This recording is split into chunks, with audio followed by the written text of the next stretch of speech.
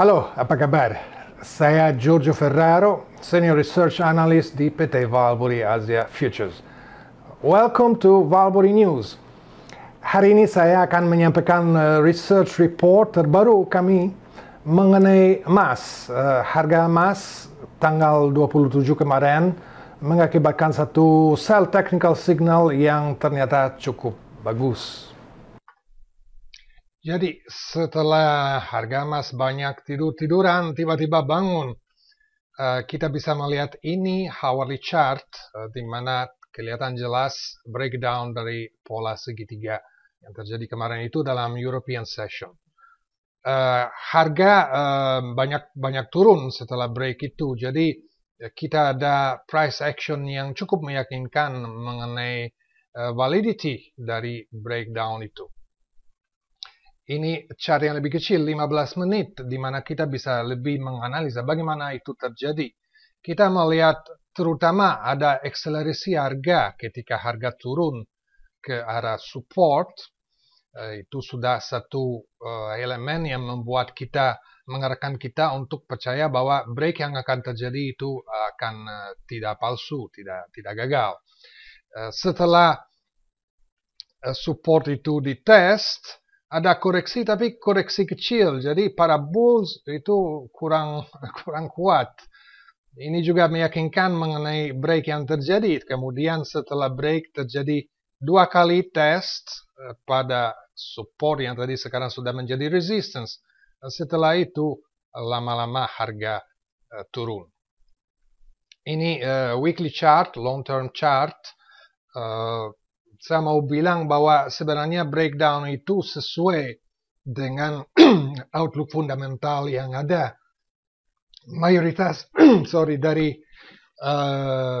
dari analis fundamental mereka melihat harga emas turun dalam medium term dan juga mereka cukup bearish soal short term. Kenapa? Terutama saham US harganya naik. Dan pasar beranggapan daya tarik emas kalah sama daya tarik aset yang lain. Lagi pula terjadi kurang investment demand dan juga physical demand untuk gold lagi soft. Itu membuat downside pressure on prices. Juga minggu kemarin hedge funds nge-cut posisi bullish di gold futures dan juga di option market. Satu lagi, SPDF berarti Gold Backed Exchange Traded Fund yang terbesar di dunia. Pada bulan April menggunakan gold yang dimiliki yang mencapai low tahunan. Untuk sementara jumlah tersebut dilaporkan stabil, tapi it's quite bearish for gold. Ya. Ada tapi satu good news yang kelihatannya dicuekin juga. Setelah consumer demand di China turun cukup drastis 18%, dan juga Indian consumer demand lagi down. Nah, setelah itu tiba-tiba ternyata permintaan China mulai membaik kembali, mulai naik kembali.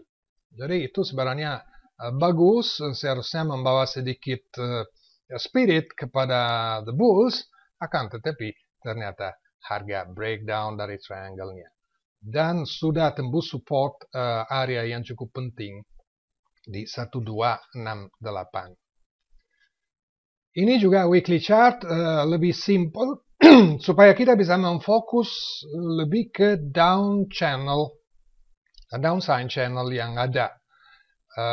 Saya juga meletakkan satu garis yang lebih tipis, itu internal support and resistance dalam trend channel itu.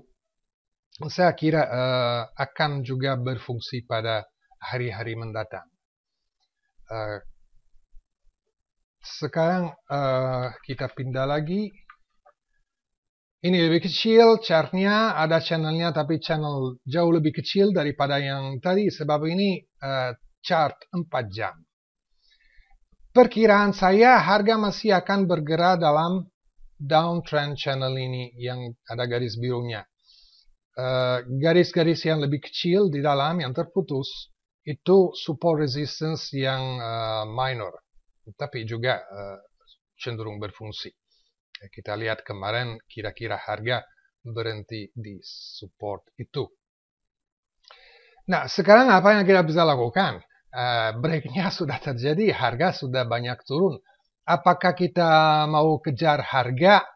Nah, kadang-kadang itu bagus, tapi sering-sering kurang bagus.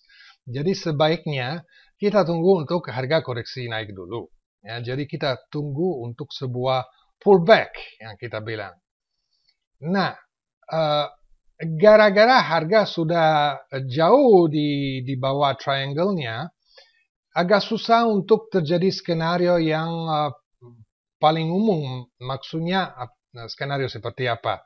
Setelah turun, harga coba lagi naik sampai bisa ngetest yang tadi support sekarang menjadi resistance. Jadi harga coba masuk lagi dalam pola itu tadi, tapi tidak bisa, akhirnya dari situ turun lagi. Ya, saya kira gara-gara harga sudah banyak turun, tidak ada banyak kemungkinan untuk naik lagi sampai sana. Ya, jadi mungkin yang paling dimungkinkan sebagai pullback cuman mencapai level ini 1276.7. Ini level yang penting. Notabene dia juga kira-kira ketemu dengan garis turun yang merah ini, itu paralel di dalam channel itu yang pernah jalan sebelumnya. Jadi itu pantas untuk pullback. Then we never know ya.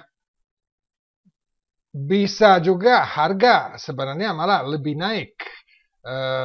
Bukan hanya ngetes triangle-nya, tapi ngetes batas atas dari channel. Ya, ini ada sebuah downtrend line terutama. Bisa mencapai itu, malah bisa juga tembus, walaupun mungkin tembus sedikit, dan itu menjadi nanti bull trap. Kalau cuma tembus sedikit, kemudian turun lagi dalam channel, itu namanya channel overshooting. Itu it's a very bad signal, dan itu akan membuat senang the Fed yang selalu ingin dan perlu harga emas tidak mahal. Jadi kalau Anda miss the break, ya kemarin tidak sempat menjual breaknya, dan tidak enak dengan strategi tunggu koreksi sell lagi, bisa juga duduk-duduk tenang. Siapa tahu ternyata semua event ini akan dibatalkan sama pasar. Jadi nanti banyak stop loss yang ledak, dan Anda bisa bisa buka posisi sesuai stop loss yang ledak itu, sesuai buy liquid, sorry. Itu selalu menarik sebenarnya kalau sesuatu yang ada banyak pengikut seperti aksi ini gagal, itu juga peluang yang sangat enak, sebab harga akan bergerak cepat gara-gara justru orang yang keluar dari posisi sell. Tapi saya kira memang skenario ini tidak begitu banyak kemungkinan. Saya lebih pikir ya pullback kemudian turun lagi. Nah, kalau itu turun sampai mana ya? Ada satu level penting ini juga Fibonacci projection 1252.7. Tapi harga sudah begitu dekat, kita nggak bisa sell sekarang dan targetnya begitu dekat. Kalau koreksi dulu, turun lagi, kita bisa sell di atas, ini bisa jadi menarik. Bisa juga terjadi bahwa sekarang mungkin koreksi sedikit saja, kemudian turun sampai situ, itu satu level penting. Jadi ini mengakibatkan akhirnya ada profit taking, dari situlah mulai koreksi yang benar. Target yang berikutnya ada sedikit di atas 1238. Dan juga hati-hati, ada batas dari channel. Ini masih perkiraan saya, tapi saya cukup yakin ini bisa berfungsi. Jadi bisa juga garis biru ini yang menjadi target. Akhirnya lama-lama semua ini ketemu ya, menjadi satu area saja.